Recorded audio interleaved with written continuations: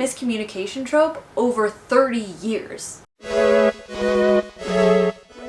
Hi, my name is Adriana, and today I will be doing my reading wrap-up for the month of April. Let's get started with stats. I finished 6 books in the month of April, 4 of which were eyeball reads and 2 of which were audiobooks. 4 of the books in total were fantasy. 1 was a general fiction, contemporary fiction book, and the last one was a contemporary romance. For my eyeball reads, I averaged a page length of 484 pages, which is above my goal of 450, which is very exciting. I think this is going to be putting me on track for my overall year-long goal. And my average star rating out of 5 was 4.2. Pretty good reading month as far as quantity and quality. Before I jump into each individual book I read, please consider liking and commenting on this video and subscribing to my channel if you like bookish things. So I'm actually going to start with a book I finished in March but failed to include in my March wrap-up because I didn't think I was actually going to finish it, and I filmed early and it's a whole thing, but whatever. I listened to the book Beginners by Tom Vanderbilt. Vanderbilt? Doesn't seem right. I don't know. It'll be up here on the screen. Unfortunately,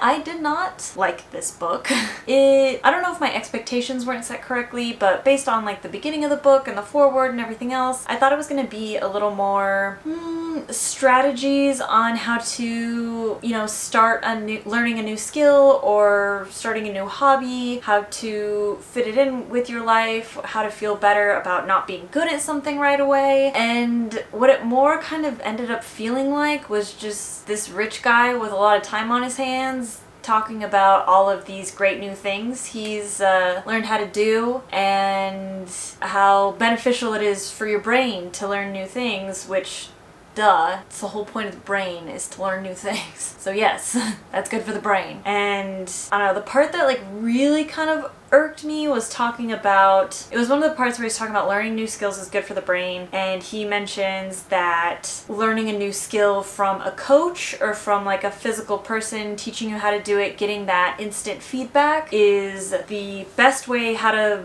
learn a new skill, and it is the best for your brain, and that's the way people should be learning things. But that just felt very privileged and like just a little yucky to me. Like, I'm an extremely privileged person. I've got, a really good paying job. I'm doing well for myself, and like even I don't have time to go out and hire a coach. And I also live in a small town. Like, this guy's from New York. He has tons of access to all sorts of different coaches and people who are willing to teach him all these crazy things. For those of us who live in a small town, or, I only work one full-time job and I still don't have enough time in the day to even pursue the things I already enjoy, let alone new things. So I don't know, the book just came off a little pretentious and not great. I ended up giving it like a 2.5 because there were some good things about it. I do think, the science he had was solid, but a lot of it just came off as braggy and just wasn't super into it. Probably spent too much time on that book considering I didn't even read it in April. But we will start into the first book I finished in April, which was a 5-star, and that is The Puppy War. So good. This book, so good. The Puppy War is a military fantasy book about a young girl in a village who takes a test to be admitted into this military academy, gets in, starts learning all this new crazy stuff, has to deal with some classism, a little bit of racism within this fantasy world, and eventually a war breaks out. So obviously, being in this prestigious military academy, she gets drawn into this war, and just her dealing with everything that's going on. This book is just so incredible. Another part of this book I really enjoyed as a big history nerd is a lot of it is based on Chinese history during World War II when they were at war with Japan. That's really, really heavy stuff, but I think it's really important to talk about, and I think this book has done a lot to introduce a lot of the atrocities that happened in China during that time period, and I think everyone should read this. And I picked an apt time to read this because it seems like everybody on BookTube is like jumping into this if they haven't read it already, and excellent. Everybody should do that. Everybody read this book. The next book I listened to was If Only I Could Tell You. This I didn't have as much luck with audiobooks. It's a family drama, and I'm probably not the right demographic for a family drama. It's not really something that I am interested in, especially as someone who doesn't really enjoy the miscommunication trope drawn out very long. Like, honestly, I don't mind the miscommunication trope in romance because, like, you know at the end of the book they're gonna, like, figure it out and it's gonna be fine and they're gonna talk to each other and it's whatever. But in a family drama like this, and especially this one in particular, it's the miscommunication trope over 30 years. And, like, they just don't talk to each other about anything. They are all keeping things from each other and just not talking.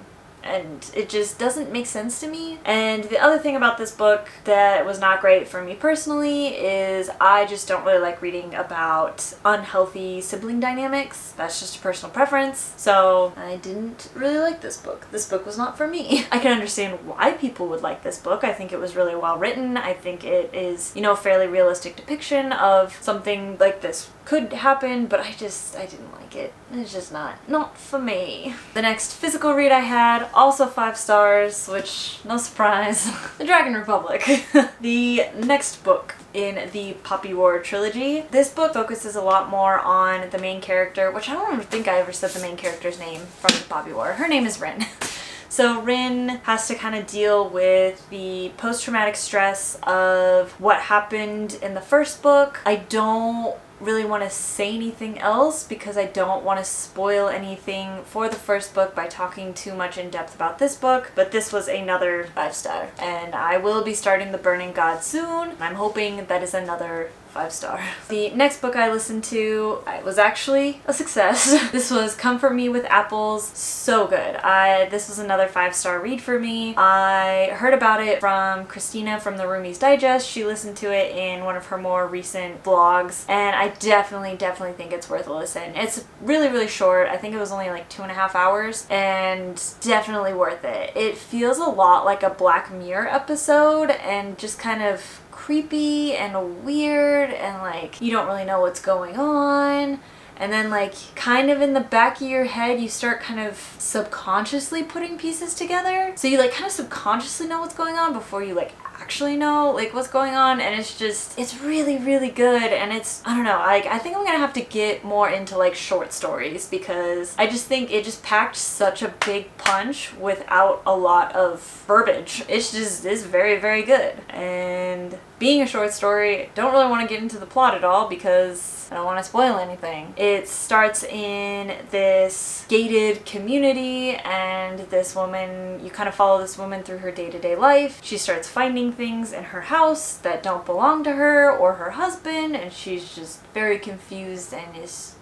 creepy and cool and weird, and I love it. So my next physical read was 1,000 Ships by Natalie Haynes. I really enjoyed this one as well. This was almost a 5-star. I gave this 4.5 stars. This is a retelling of the Iliad or the Trojan War from the perspective of many different women involved in the Trojan War. It was really cool. I think it added a lot of depth to an otherwise very bland, like I love Greek mythology. I'm a Greek mythology girly. Like I have a whole shelf of my bookshelf dedicated to Greek mythology, and I've always found the Trojan War to be boring. Like honestly, my favorite parts of Song of Achilles was before Achilles left Greece. Like the Trojan War has never been that interesting to me, but getting this perspective I thought was really cool. It gave me a lot more appreciation for that story. But we follow, like I said, a lot of different women involved in the Trojan War, so a lot of the Trojan women, and I guess this technically takes place like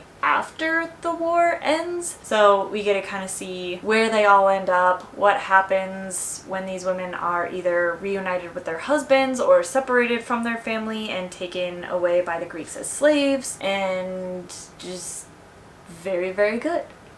So the last book I read in April was an ARC from NetGalley called Queerly Beloved, so thank you to NetGalley and the publisher for accepting my request. Queerly Beloved is a contemporary romance rom-com. It feels very much like a rom-com movie. Like it brought me back to my childhood of like mid-2000s rom-coms, and I loved it. I thought it was just really, really fun. It follows, oh fuck, what's her name? Amy. That's her name.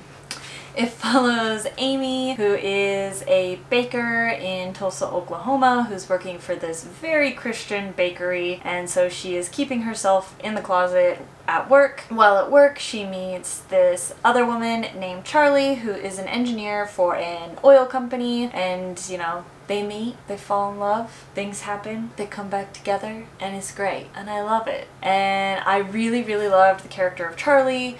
She is a environmental engineer who is working with this oil company, and I have a very special place in my heart for romance novels involving engineers, especially women engineers. I love being able to see women in STEM fall in love, and that's always gonna melt my little heart. Those are all the books I read in the month of April. If you have read any of these books, please comment down below and let me know what your thoughts were. Thanks so much for watching, and I will catch you on the next video.